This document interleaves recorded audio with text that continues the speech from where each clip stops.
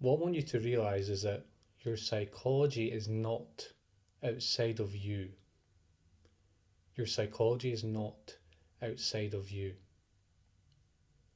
Now, this might seem like, I don't know, a kind of contradiction in terms, or a sort of oversimplified conclusion, or something so simplistic that you wonder why I'm doing an episode on it and why I want you to take this away. But I can assure you that most people will never really realize what I'm talking about here. A vast majority of people will never realize this. This is a fundamental truth about life. It's so fundamental um, that when you really realize it, it can change your entire life. It can kind of flip you inside out, not in a bad way, in a good way, give you your life back. It can help you realize why certain things are happening in your life, why things are going well, why things aren't going well.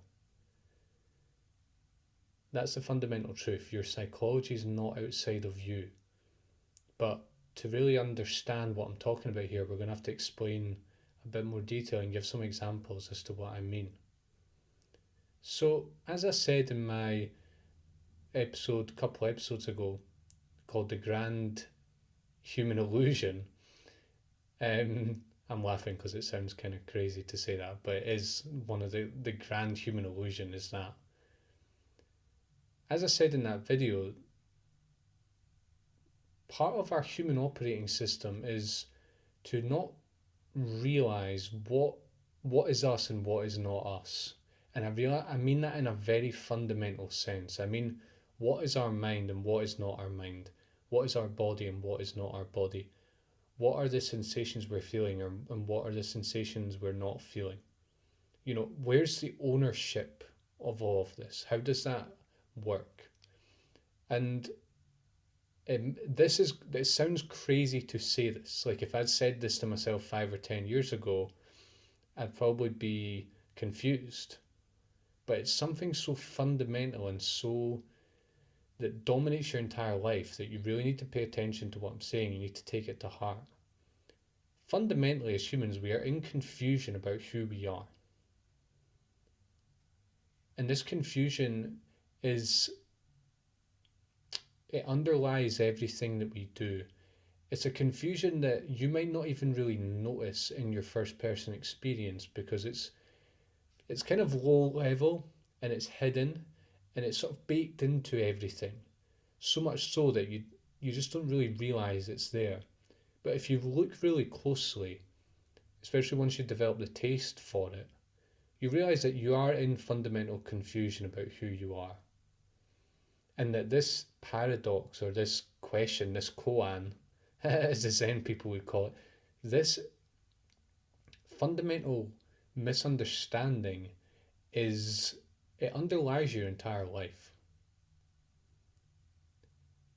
And so this insight of your psychology not being outside of you, again, it undoes this fundamental illusion that we are under. And I want to be clear, it's not just a psychological illusion. So it's not just like something subconscious or something from our past or some force that's outside of us acting on us. And it's not even just our own mind, it's our entire world, our entire body, our speech, our energy, our, our mind, all of our perception. Baked into all of it is this illusion that it's outside of us. But actually, as I'm saying, it's not outside of you. Everything you are feeling is inside of you. All of your ideas about the world are inside of you. All of your thoughts are inside of you. All of the opinions that you think people have of you are inside of you. All of the opinions, all of the ideas you have about other people are inside of you. All the ideas about situations in life that are good or bad or difficult or easy or nice or unpleasant, they're all inside of you. All of the sensations that are provoked in you when you're interacting with people or you're in a certain situation or you're facing a challenge They're all inside of you. There is, you cannot sense anything, perceive anything that is outside of yourself. Take that as a fundamental axiom for life. And this differs from how we usually see the world, as I said, because let's say I have a problem with someone. There's someone in my family, for example, that I don't like. The usual way we would look at the situation is that we think about that person, for example. It provokes a sensation or a feeling inside of us. It provokes a feeling of like tension or of hatred or of like just a feeling of sort of discomfort when we think about that person. And the way our psychology works is that we have our associations of that person in our mind. We can see them, we can remember conversations, fragments, we can imagine what that person is doing. And then we have the physical component, the physical feeling of that is provoked when we think about that person or when we're around that person. What happens is that the two combine to create our entire sense of who that person is in relation to us. And then what happens is we confuse that package or that fusion for the actual person themselves or the situation or our relationship with that person. We confuse our impressions of it with the actual objective truth of that person. Now, you might ask, well, what's the difference between realizing that that's all happening and not realizing it? Because what happens is we get ideas of how the world is and how other people are and how to act in accordance with how we believe them to be, and we confuse our ideas for the actual reality. And you might say, well, that person said something horrible to me, or they did this to that person, or they said this, or they are this way, they have this personality trait. I'm not saying that people aren't a certain way, because that would also be going too far and saying, oh, well, you're just projecting the person's personality onto them. I don't think that's true. We don't want to go that far. But the fundamental thing I want you to realize is that you're taking a very skewed view of that person. Even if the person does have the things that like genuinely does have those traits that you see in them, for example, what you're doing is you're basing your entire perception of that person on the limited experiences you've had with them and those limited perceptions. And what I want you to say is that those perceptions much of them are based on your own psychology. You could ask 100 other people and you would get a whole other range of answers as to who this person is and what relationship they have to them. Are they difficult? Are they pleasant? Are they this way? Are they that way? Are they angry? Are they calm? All these different things. People would have a whole slew of different ideas or perceptions about that person. And you are taking a very limited view because of your limited experiences you have with them and your psychology, which has you focus on certain things about that person. And again, literally, when you are thinking about that person, you confuse your impressions of that person with the actual person themselves. You do this with people you don't like. You do this with people you do like. You do this with your family. We do this with friends. We do this with bosses. We do this with people we see in the street that we don't even know. We do this with absolutely everyone. The people that are coming and going in our lives and also in our mind through our memories and so on, they mostly reflect to us our own psychology. We're taking a very limited stance on who they are, and we confuse the world and these people and objective reality for our impressions of it. So you might say, well, okay, I understand, right? With people, we have a very distorted view and we confuse our impressions for that person. Right, I understand that, Ross, but big deal. Well, if you don't understand the depth of that point, I ask you to consider that it's not just with people that you're doing this. It's not just that person you dislike or have a problem with, that family member that you've had arguments with in the past or whatever. It's your entire perception of every single event in your life is dominated by your psychology and by your interpretations. Whether it's work or leisure or your family, you know, things that you have to do, experiences from your past, everything is being filtered through your psychology, and it limits and it shapes how you believe the objective world to be. This happens with individual things in your life, individual situations. So let's say the classic example, say I'm doing a presentation at work tomorrow and I'm feeling nervous about it.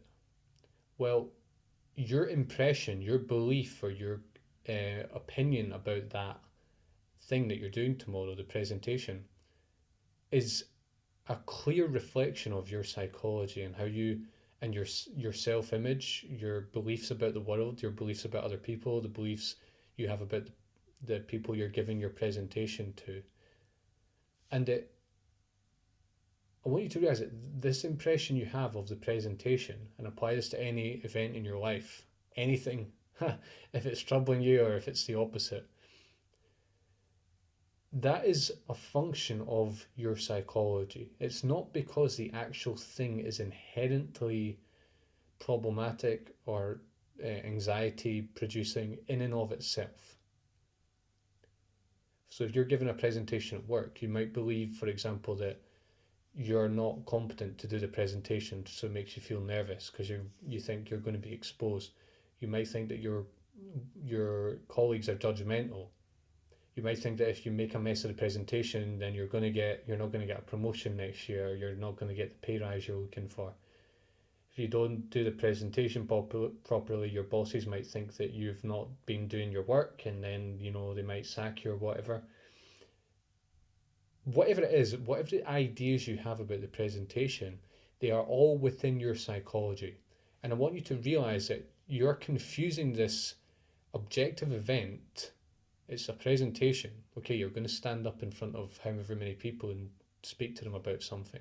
That is the objective fact of the situation. And what you're doing is you're confusing the subjective impression you have of that event with the actual event itself. And it's not just that. It's not just, oh, it's this innocent confusion. It's actually that your entire perception is that it forms your perception of it. You have no perception outside of your psychology. You cannot step outside of your own psychology. That is why, in this case, the event and your psychology are completely inseparable from one another. Any impression you have of it, any prediction or any idea of, what is it, who's going to be in the room, what's it going to look like, what am I going to say, this is all a function of your psychology. And I'm pointing to my head as a kind of habit, but it's an fully embodied thing. It's about your entire operating system for life, which we feel and we think and all kinds of other things. We are fully we're not just thinking about it, we're living it. You're already living the presentation before you even give it. And it's shaping the presentation for you does not exist apart from your psychology and apart from your own impressions of it.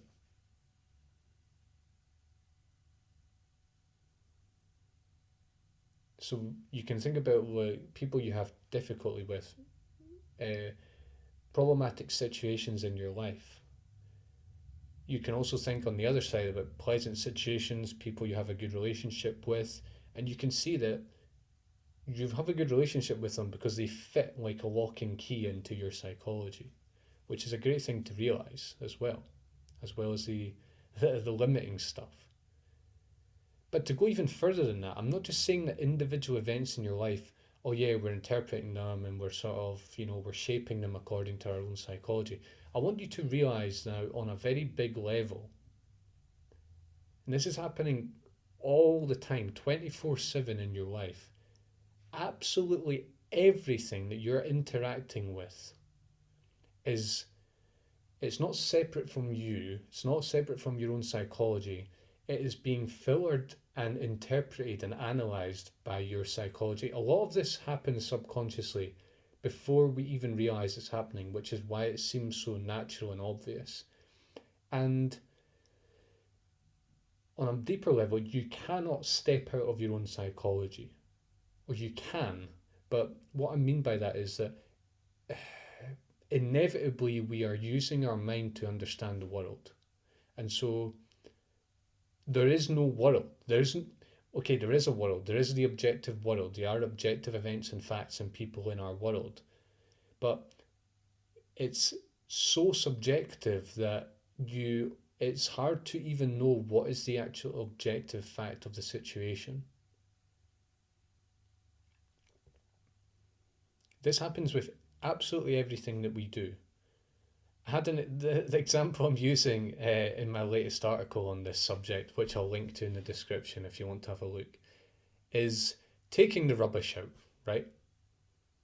Taking the rubbish out. Now, if you're like most people, I imagine this stirs up like a negative um, connotation for you. Well, it does for me. So maybe I'm projecting that onto you as well. But let's think about it. What are the impressions that I have when I take the rubbish out? I think, well, the rubbish is smelly. I can't be bothered going outside to take it out. It's cold outside. When I open the bin outside, it's going to be smelly again. I'm going to see horrible things in there. And then the whole event then becomes tinged by that. And I just don't want to do it. I don't want to take out the rubbish. Now, I want to realise that there is objective facts here. You know, the smell is a certain way. The bin outside will be a certain way.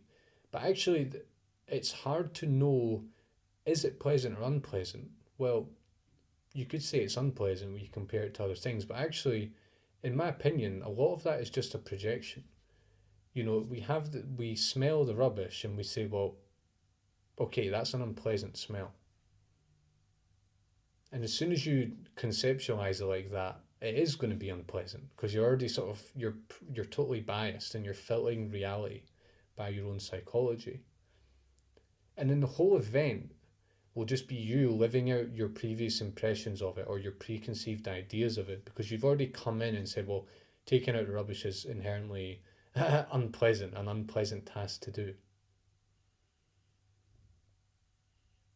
But this, again, the rubbish, all these examples are just a small little slither of everything that I'm talking about here. Every time that things are happening to you in your life, I want you to realize that your impressions of them are just a reflection of your own psychology. It's not that that thing is inherently scary or that thing is inherently difficult or that person is inherently difficult. It just seems that way because of how you're interpreting the situation and also because of your skills and your life experience and so on. You've just not got, it's not part of your repertoire, so to speak. And that's why it seems difficult or scary. Or the opposite, of course, why it seems easy and obvious to you is because it's part of your reality. And it's not just you. This is every single person. We are all doing this. We are all filtering reality so much through our mind. We are fundamentally, our perception is not separate from our psychology, and so we are fundamentally all living in our own world. That's another episode I've done. We all live in our own world. We fundamentally are all living in our own world. You know, our worlds crisscross and we experience objective events and realities and places and people. But everything is so filtered and so subjective that it's like, are we real? You know, how objective is reality? You know, how do we separate our impressions from the actual thing itself?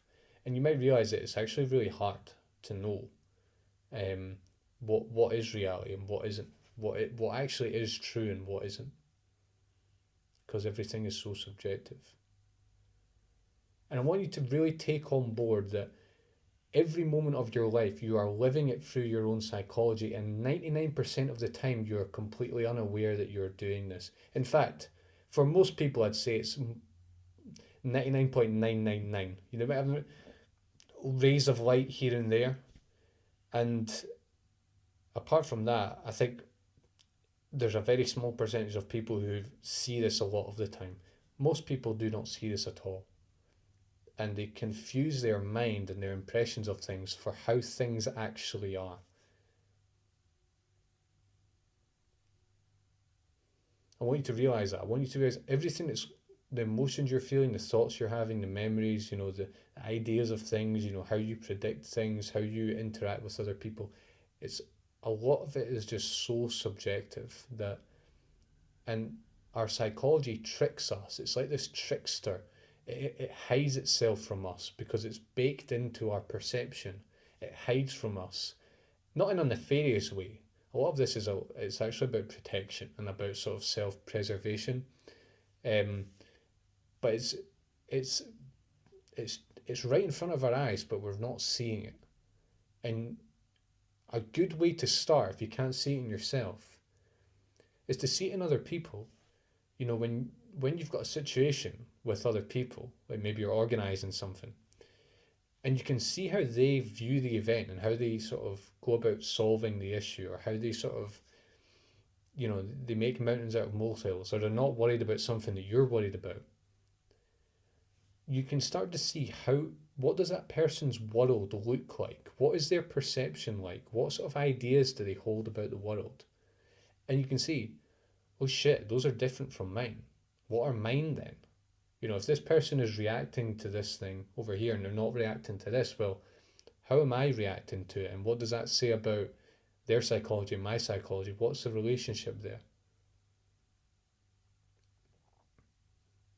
So that's the fundamental truth, that the world and your psychology and your perception and your sense of identity, it's all very interlinked and all baked together, and that's why it's so hard to see. But it is possible to see it because it is there. It's right in front of your eyes. It takes, well, there's many tools that we can use to see that, but it is possible to see it.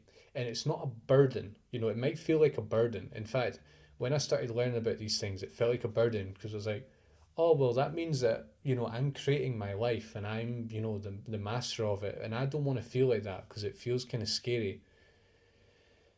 We don't want to go too far and say that, we're causing everything to happen. We're in charge, with our mind, we're creating our entire world. I think that's also taking it too far because at the end of the day, there's 8 billion people on this planet. We're all co-creating it. It's not just one person. It doesn't make any sense. So you are not creating this whole thing. But when you realize this thing that I'm talking about here, you realize that, oh shit, a lot of it I'm really responsible for. A lot of my everyday life and how I live my life and how I go about it and how I interact with people and how I view situations, a lot of that is in my control. And actually, when you realize that, oh shit, a lot of the fears I have, it's not because the situation is inherently um, fearful, or fearsome. It's I've just built up this idea of this event as being fearsome, and then, well, I've never really questioned it before, so I'm just going to keep living like that. It gives you your power back, this realization. Ultimately, yes, it might feel scary, but it gives you your entire life back because you're no longer a slave to your psychology. Doesn't mean it'll change overnight. You might need to do, in my case, it's taken many years to realize this at the depth I have. And I think that it'll keep getting deeper as I do more work, say shadow work, meditation, journaling, and so on. These are kind of the tools I use. But once you go through that sort of stage of it feeling daunting, you realize, wow, life is my playground. It's not, life is not impinging on me. I'm impinging on life, and I'm blocking myself in all these thousands of ways that I didn't realize before. And ultimately, I think that's the beautiful thing about this, is that you realize that no one can decide how you see the world for you. No one can decide what you believe about the world. No one can decide what you believe about other people. It's all you. You are interpreting this world and you're creating ideas of how it should be. You're creating all these structures for understanding things that might be a lot shakier and not so objective as you think they are. All right, I think that's everything I want to say. I'm going to have an accompanying article for this episode that I will link to once it's live very soon. Thanks a lot for joining me. Do subscribe for more. I've got videos coming every week. Thanks for joining me, and I'll see you soon.